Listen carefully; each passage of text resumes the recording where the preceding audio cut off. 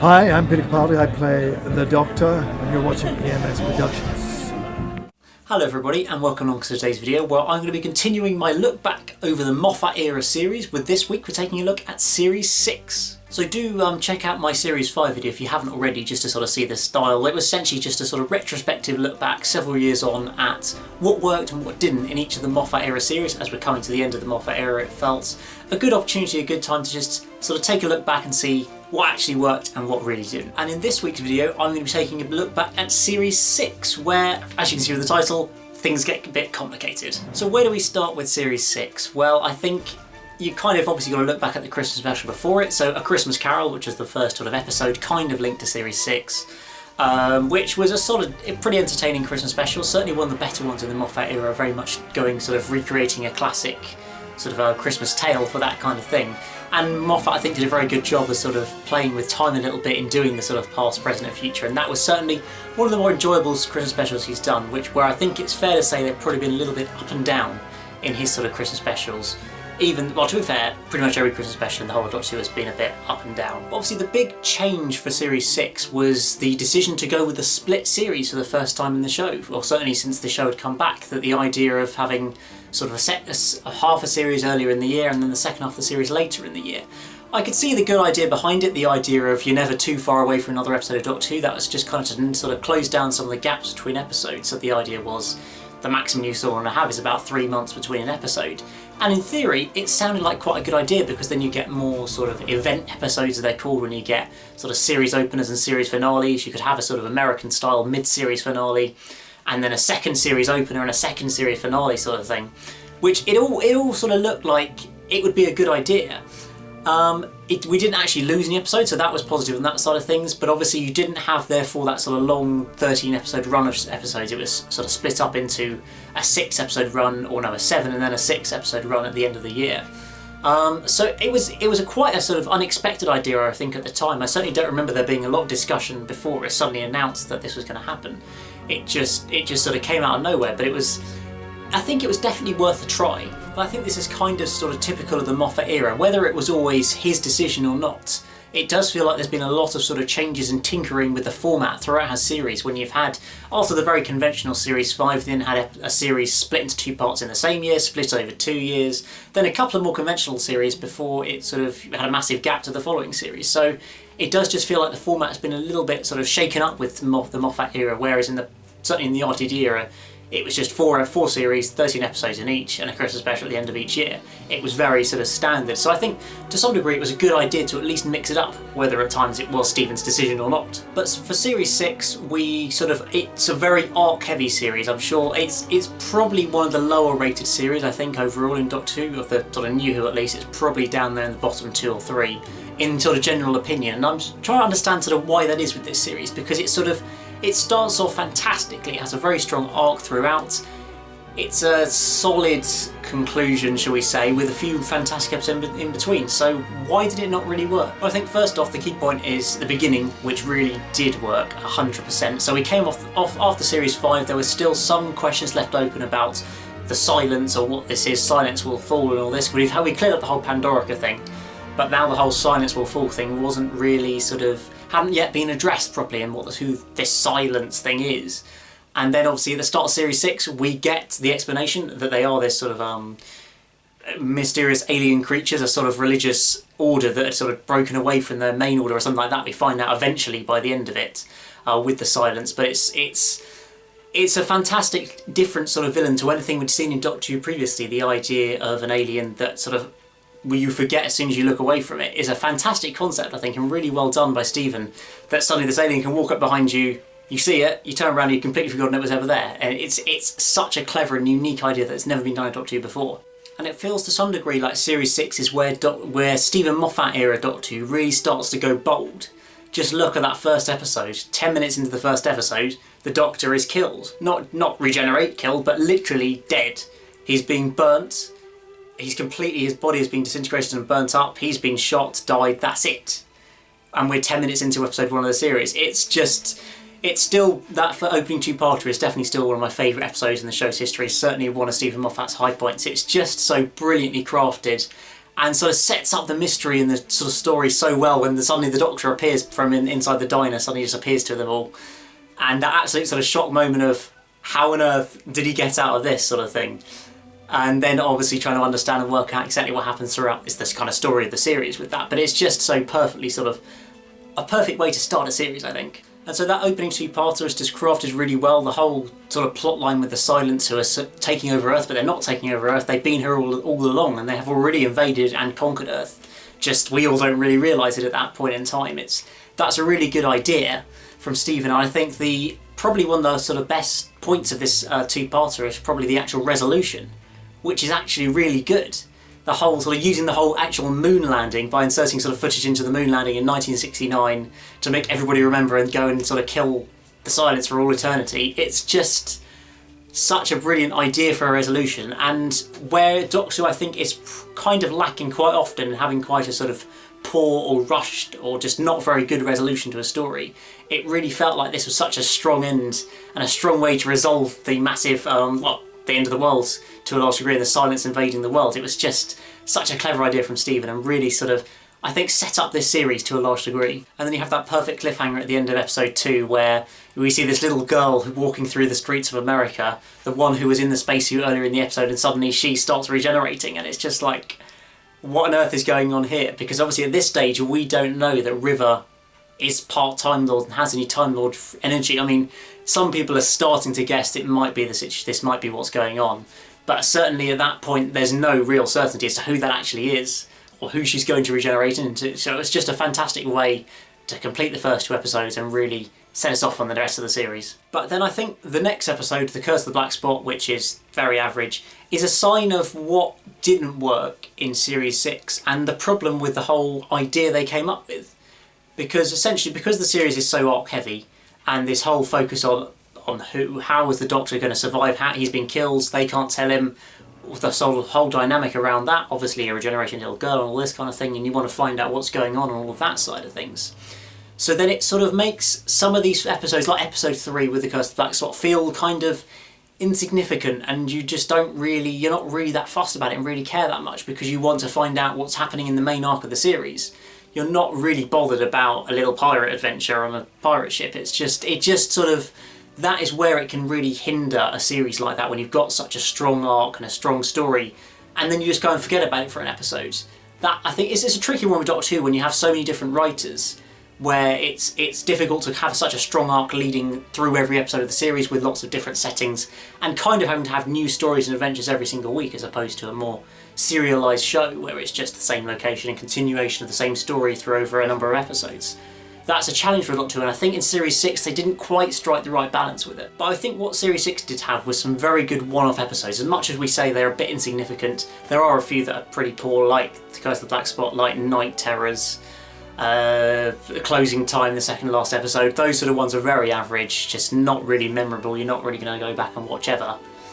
But then you do have absolute classics like The Doctor's Wife, who I must admit, that episode wasn't quite, I didn't remember quite liking it very much when I first watched it. I didn't think it was that great.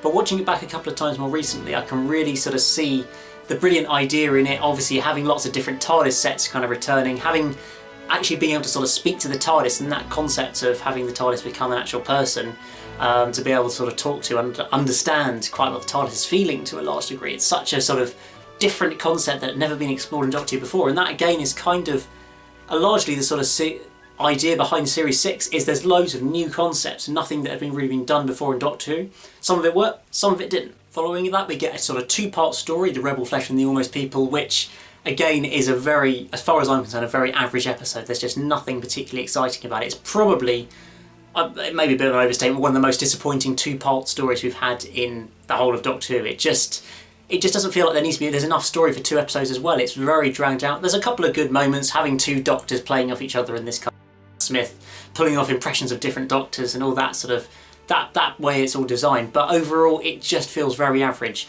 But of course it's mainly all about the cliffhanger at the end, and that's what a lot of people can remember, when we have that shock reveal that Amy has been flesh all the time, and she's not actually been there at all with them for many episodes, probably since the start of the series pretty much, and that she's actually just about to give birth somewhere in the middle of who knows where at that point in time. It's a fantastic cliffhanger. I'll be perfectly honest with you, I can't remember whether we saw that coming or not going into that episode. I mean, if anybody can remember better than me quite what the sort of thoughts were going into that at that point, whether everybody knew that was the sort of thing that was going to happen, or whether that was actually a completely shocking cliffhanger, because I honestly can't remember. Obviously, looking back, if you were just watching the show without having read anything about it, it would be a complete shock, because there's not any obvious indications earlier in the episode that that's the case. There's a couple of sort of hints of her feeling like she's pregnant and all this kind of thing. And obviously the scanner where the doctor can't quite understand if it's why it's positive and negative at the same time. But there doesn't seem to be any clear hints as to what's going on. So do let me know in the comments below if you guys can remember what the reaction was like around that cliffhanger and whether it was actually a shock or not. And also the cliffhanger for the following episode with River Song being Amy and Rory's daughter, which was quite a shocking revelation.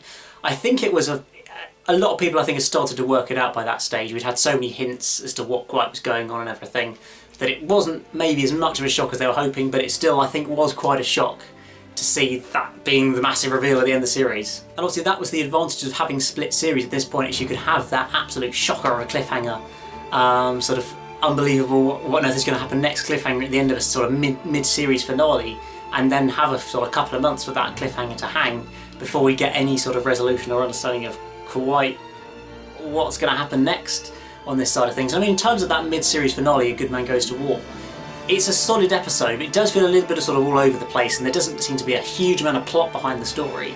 It does just, it's the Doctor sort of going all over the place. Well, he doesn't even turn up for 20 minutes, but it's Rory and lots of random aliens reappearing and going all over the place trying to find Amy and all this. And then they sort of save her, but they don't, because her babies are flesh, and it's all going a bit awry.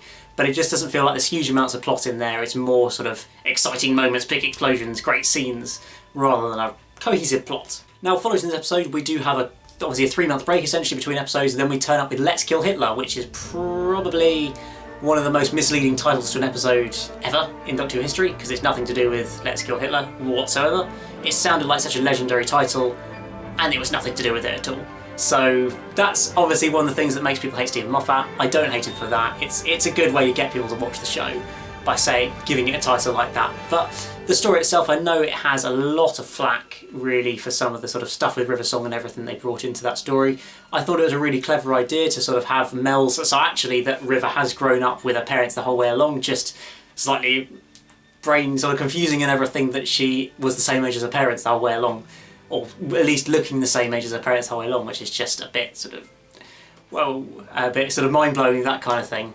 And then obviously regenerating into River Song, we finally realise 100% what's going on with River. She is a Time Lord and all this sort of thing. That's some good stuff, but then there's the kind of, she goes a bit crazy and everything. She's basically a psychopath, which is quite a good sort of way designed there, and a quite good idea, a good concept, but it doesn't, I don't know if it doesn't really work perfectly. But this episode does also introduce the whole sort of antibodies and that sort of test selector, which of course turns out to be the whole way of the Doctor surviving it, which I don't think was really predicted at the time that that's what they'd use.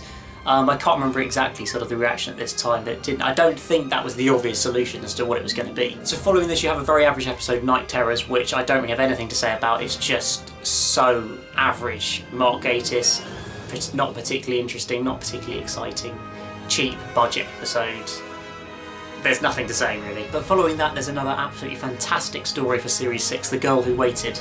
It's just so a brilliant idea to have sort of an older version of Amy and a younger version of Amy, and Rory having to choose which Amy he sort of loves more and wants to stay with when he can't choose both. It's sort of a kind of almost a heartbreaking story, but such a fantastically crafted idea behind it. It's very much more of a character story than maybe a plot-driven story on this. But it's just crafted so perfectly. There's some brilliant lines between sort of Amy and older Amy and Rory and the Doctor getting all involved in that. Such a small sort of set cast through the episode, but it's just so cleverly designed and done. There's some very striking sort of visuals with that sort of garden and everything on, I can't remember what the world is, whatever it's called. Apalachia, that was it. Such a good name for a place. And then obviously Rory having to choose at the end which Amy he's going to save. It's such a sort of heartbreaking story, I think, and it's just so brilliant to watch. Following that, we have The God Complex, which I think is a really underrated episode by Toby Whithouse. I find that a really strong, sort of interesting look into kind of the whole idea of faith, the sort of doctors as the Doctor's God complex, as we see that the Doctor sort of feels he has a moral duty to have to be in control and save everyone and everything, and trying to understand quite why that is, and people putting their faith in things, and obviously Amy and her faith in the Doctor. It's just, I think, something that the Doctor doesn't maybe touch on quite so much in sort of faith in religion and that kind of thing. It's quite interesting for Doctor Who to have a look at that, and returning the sort of Naimon style Minotaur thing from many years ago to some degree. It wasn't really about that though, it was more about the characters and sort of the relationships between them and everything like that. And obviously the quite sort of poignant ending as well, where the Doctor kind of has to leave behind Amy and Rory because he just wants to prevent them getting hurt.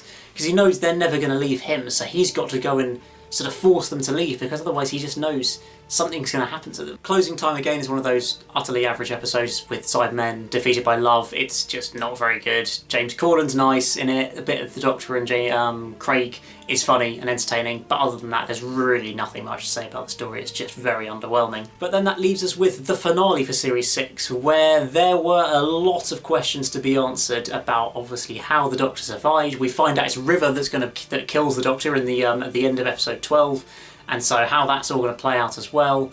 There's obviously the stuff with the silence returning and everything, and it's a very confusing and complicated episode, and I've had to watch it several times to quite get the whole ideas and concepts behind everything, because there is just so much going on in the space of 45 minutes. You really felt like this episode deserved an extra part rather than just being a 45-minute one-off finale. It just felt like there was too much crammed into one episode, and it didn't really work, to be honest with you. There were some really good ideas with time sort of all happening at once. So you had Winston Churchill and Silurians and dinosaurs, and all this all happening at the same time, and that's a fantastic concept that you easily could have explored all in one story over a 2-part episode, because it's just so great to see time that's been completely sort of fragmented and is trapped and everything is happening at once. It's a brilliant concept, but it just didn't feel like there was enough time for it to really be explored properly.